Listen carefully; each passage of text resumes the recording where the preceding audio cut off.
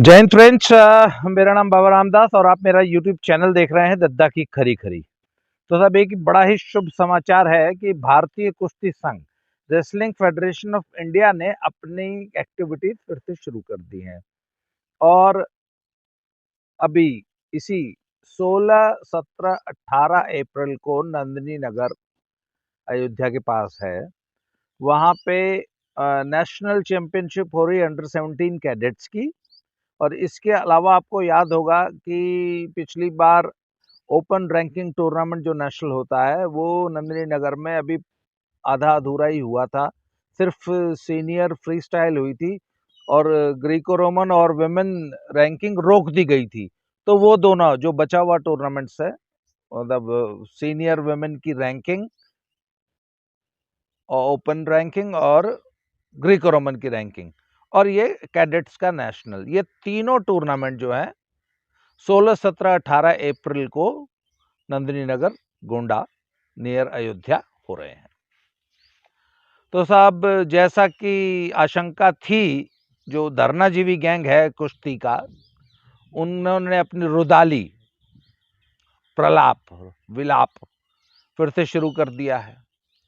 तो उनका सबसे बड़ा ऑब्जेक्शन तो ये है साहब कि अरे नेशनल क्यों करा रहे हो, अभी रोको नेशनल्स नहीं होना चाहिए। और दूसरा उनकी समस्या ये है कि नंदिनी नगर गोंडा में क्यों करा रहे हो नेशनल, इतने शॉर्ट नोटिस पे क्यों करा रहे हो, सिर्फ 10 दिन के नोटिस पे आप नेशनल्स करा रहे हो। तो भैया मैं तो पहले दिन से कहता रहा हूं कि जब से ये कुश्ती संघ की एक्टिविटीज को रोका गया है, इससे कुश्ती का बहुत बड़ा नुकसान तो ये हुआ है कि समझ लीजिए कि जनवरी से ही एक्टिविटीज सारी बंद है, कैंप्स रोक दिए गए, तब से आज तक विमेंस का कैंप कायदे से नहीं लगा, नेशनल चैंपियनशिप सारी रोक दी गई। आपको मालूम है आजकल एक साल में देश में 20 से लेके 25 नेशनल लेवल के रेसलिंग टूर्नामेंट्स कराती है रेसलिंग फेडरेशन ऑफ इंडिया। तो उन 20-25 टूर्नामेंट्स को पूरे साल का कैलेंडर बनाना पड़ता है डब्ल्यूएफआई को। तो 52 हफ्ते होते हैं, 25 टूर्नामेंट है। इसका मतलब ये हुआ कि हर दूसरे हफ्ते एक major national wrestling tournament conduct करना पड़ता है डब्ल्यूएफआई को। 52 हफ्ते हैं, 25 टूर्नामेंट है। अब आपने 3 महीने तक कुश्ती संघ की सारी एक्टिविटीज पे ब्रेक लगा दी अपने इस आंदोलन के कारण, धरना प्रदर्शन के कारण। कुश्ती संघ के खिलाफ जो आपने आरोप लगाए थे, उनकी जांच के लिए जो केंद्र सरकार की जो खेल मंत्रालय है, उन्होंने एक ओवरसाइट कमेटी बनाई थी, उसको 4 हफ्ते का समय दिया था। एक तो वो सरकारी कमेटी थी, उसने 3 महीने लगा दिए। आज तक वो कायदे की रिपोर्ट नहीं दे पाए, वो जांच ही नहीं कर पाए। खैर साहब, उन्होंने जो भी जांच की और उसकी जैसी भी रिपोर्ट की, वो बताया कि सबमिट कर दी गई है। तो वो अभी तक सार्वजनिक नहीं की है खेल मंत्रालय ने, परंतु डब्ल्यूएफआई को बोल दिया कि आप अपनी एक्टिविटीज को पुनः प्रारंभ कर सकते हैं। तो डब्ल्यूएफआई ने, वो उनके सेक्रेटरी जनरल है मिस्टर वीएन परसूद, उन्होंने अपना सारा कुश्ती संघ की सारी एक्टिविटीज को दोबारा शुरू कर दिया। अच्छा, कुश्ती संघ को सिर्फ नेशनल ही नहीं कराने होते, इंटरनेशनल टूर्नामेंट्स के लिए टीम सेलेक्ट करनी होती है, उन कोचिंग कैंप्स की तैयारी करनी होती है, टीम्स को अंतर्राष्ट्रीय टूर्नामेंट्स में भाग लेना होता है। तो ये सारी एक्टिविटीज भी तो है। उसके बाद जितने भी हमारे खिलाड़ी नौकरियों में, यूनिवर्सिटीज में इधर उधर पढ़ने जाते हैं, नौकरियां करने के लिए सिलेक्ट होते हैं, उनके सर्टिफिकेट्स का वेरिफिकेशन होता है और बहुत सारे ऑफिशियल काम होते हैं। खिलाड़ियों के बहुत सारे पर्सनल मैटर्स होते हैं जिनको कि डब्ल्यूएफआई हल करती है। अब आपने तो डब्ल्यूएफआई को ठंडे बस्ते में, फ्रिज में डाल दिया, सारी एक्टिविटीज अपने दुराग्रह की वजह से बंद करा दी। तो आखिर खिलाड़ियों का इतना नुकसान आप कब तक कराना चाहते हो? तो इसके लिए क्या किया कि खेल मंत्रालय ने कहा कि ठीक है, ओवरसाइट कमेटी की रिपोर्ट आती रहेगी, पर आप अपनी स्पोर्टिंग एक्टिविटीज शुरू कीजिए। इसी निर्देश के तहत ये नेशनल टूर्नामेंट जो है नंदिनी नगर में हो रहा है। तो अब साहब इनका यह है कि क्यों करा रहे हो, अच्छा 3 महीने खराब कर दिए, वो कहते हैं जी कम से कम 2 महीने का नोटिस देना चाहिए। अगर अप्रैल में आप 2 महीने का नोटिस दोगे तो इसका मतलब जून में होगे ना पहला टूर्नामेंट। तो साहब इमरजेंसी में उन्होंने 10 दिन का नोटिस दिया और इस 16, 17, 18 को वहां पे नेशनल हो रहा है। अब ये फिर रो रहे हैं कि नहीं नहीं बंद करो। अच्छा दूसरी बात है कि नंदिनी नगर तो ब्रजभूषण सिंह का घर है, वहां क्यों टूर्नामेंट करा रहे हो? अरे भैया पहलवान जी लोग, ऐसी बात नहीं कि आप नहीं जानते, सारा कुश्ती जगत इस बात को जानता है कि ऐसी क्या मजबूरी है कि नंदिनी नगर में ही टूर्नामेंट कराया जा रहा है। अच्छा आप पिछले 15 साल का रिकॉर्ड उठा के देख लीजिए, हिंदुस्तान में आज तक जितने टूर्नामेंट हुए हैं उसमें से आधे जो हैं नंदिनी नगर में कराए जाते हैं। क्यों? अरे भैया पहलवान जी, और आम पब्लिक के लिए भी बता रहा हूं भैया, एक नेशनल्स कराने में खर्चा आता है, बहुत संसाधन लगते हैं। एक ठीक ठाक सी नेशनल चैंपियनशिप कराने में 40, 50, 60, 70 लाख से लेके 1 करोड़ तक लग जाता है। मिनिमम 50 लाख नहीं तो 1 करोड़ रुपए का खर्चा है। और एक बहुत बड़ा बृहद आयोजन होता है, हजारों पहलवान आते हैं, सैकड़ों ऑफिशियल्स आते हैं, दर्शक आते हैं, उनके लिए सारी व्यवस्था बनानी पड़ती है, पहलवानों के लिए रहने खाने की व्यवस्था बनानी पड़ती है। अब यदि आप कोई आयोजक विभिन्न देश के विभिन्न स्टेट एसोसिएशन या नेशनल टूर्नामेंट्स कराती हैं तो उनके लिए बाकायदा बिडिंग होती है, पहले साल भर पहले से तैयारी की जाती है। किसी भी स्टेट एसोसिएशन को 6 महीने 8 महीने पहले बताया जाता है, या वो खुद चुनते हैं, WFI निर्धारित नहीं करती है, वो तो ओपन ऑफर दे देती है कि जिस स्टेट को नेशनल करानी हो भैया बोलो, तो एक स्टेट हिम्मत करके कहता जी मैं कराऊंगा, तो 6 महीने का उसको टाइम दिया जाता है कि ठीक है आज से 6 महीने बाद वो वाली नेशनल तुम करा लेना। अब आज इतना टाइम नहीं है और इतना बड़ा बृहद टूर्नामेंट कराना सबके बस की बात नहीं है। इसलिए क्या है, ब्रजभूषण शरण सिंह जी का जो कॉलेज कॉम्प्लेक्स है नंदिनी नगर में, उनके पास ऐसे सारे संसाधन हैं कि वो सिर्फ एक दिन के नोटिस पर भी नेशनल चैंपियनशिप्स करा लेते हैं, कराते आए हैं। पिछले 15 सालों में 100 से ज्यादा नेशनल चैंपियनशिप नंदिनी नगर में हुई हैं। आज पहली बारी कोई नेशनल नहीं हो रही है, 100 से ज्यादा टूर्नामेंट्स नंदिनी नगर में होते हैं। आज तक तो आपने कभी ऑब्जेक्शन नहीं किया, आपकी सारी पहलवानी ही नंदिनी नगर में लड़के हुई है आज तक। आज आपको नंदिनी नगर से बहुत दिक्कत है। आप किसी भी कीमत पे हिंदुस्तान की हर कुश्ती की एक्टिविटी को रोक लेना चाहते हैं, रोक देना चाहते हैं।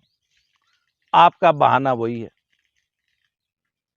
आपने कहा था जी मैं तो कुश्ती के कल्याण के लिए धरने दे रहा हूं।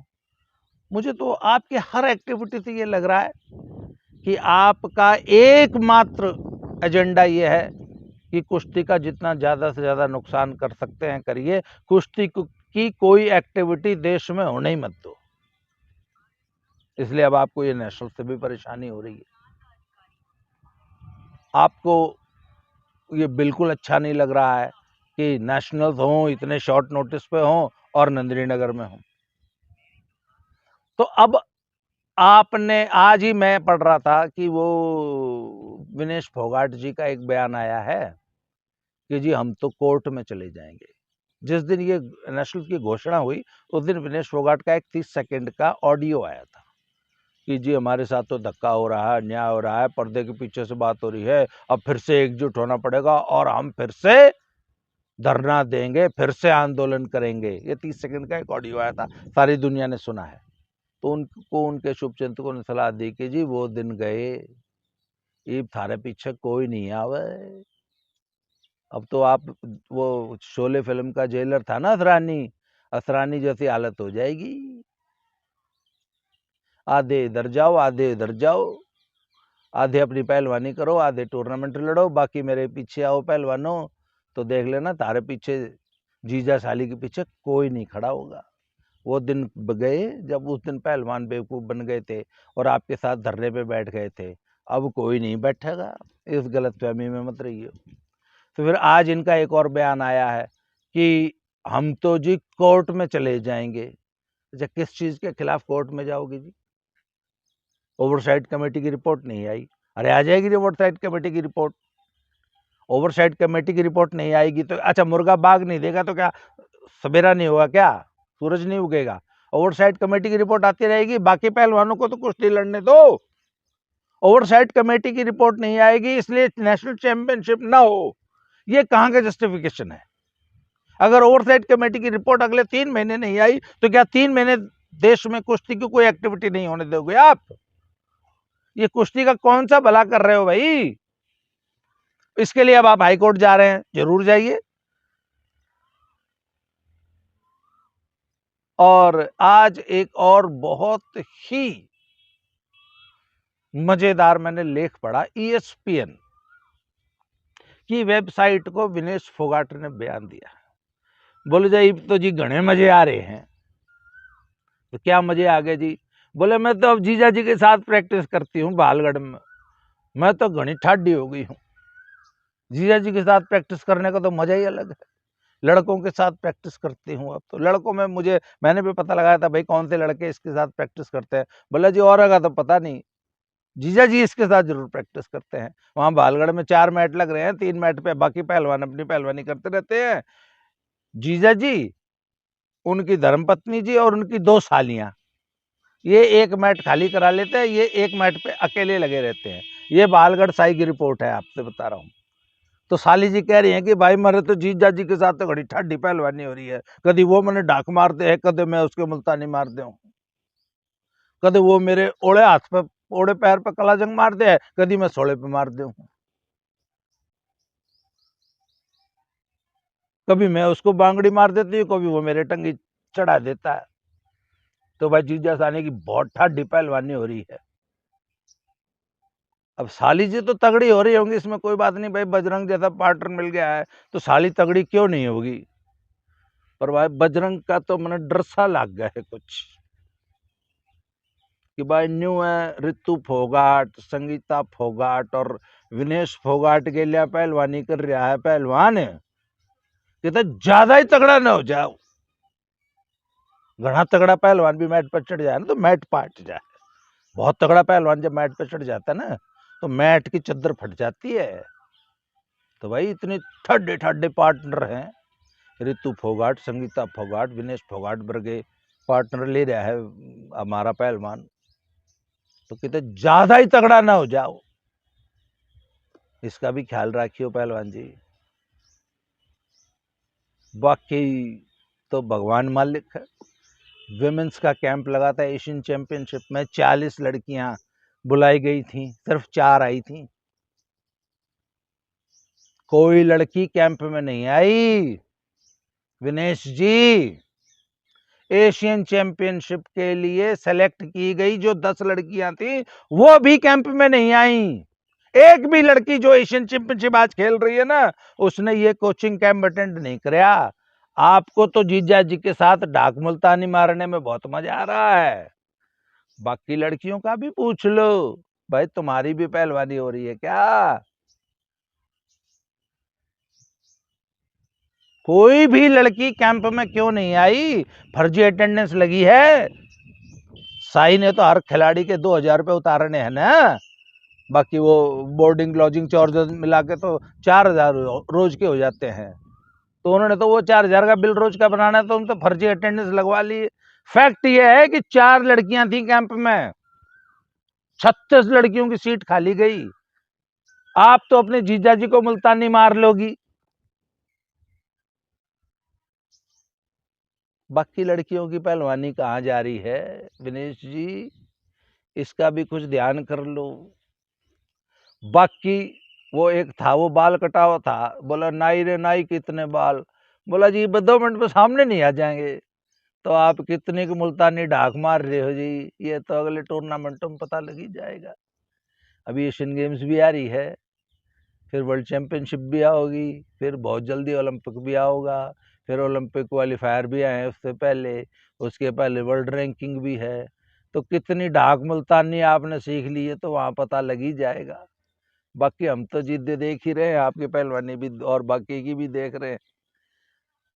तो बहुत जल्दी अगले वीडियो में फिर से मिलते हैं, तब तक आप ढाक मुल्तानी मारती रहो, भारत की कुश्ती तरक्की करती रहे, हमारी शुभकामनाएं हैं। और आप भी नित नए दाव सीखती रहो अपने जीजा जी के साथ। हमारी बहुत बहुत शुभकामनाएं हैं। बहुत जल्दी अगली वीडियो में फिर से मिलते हैं।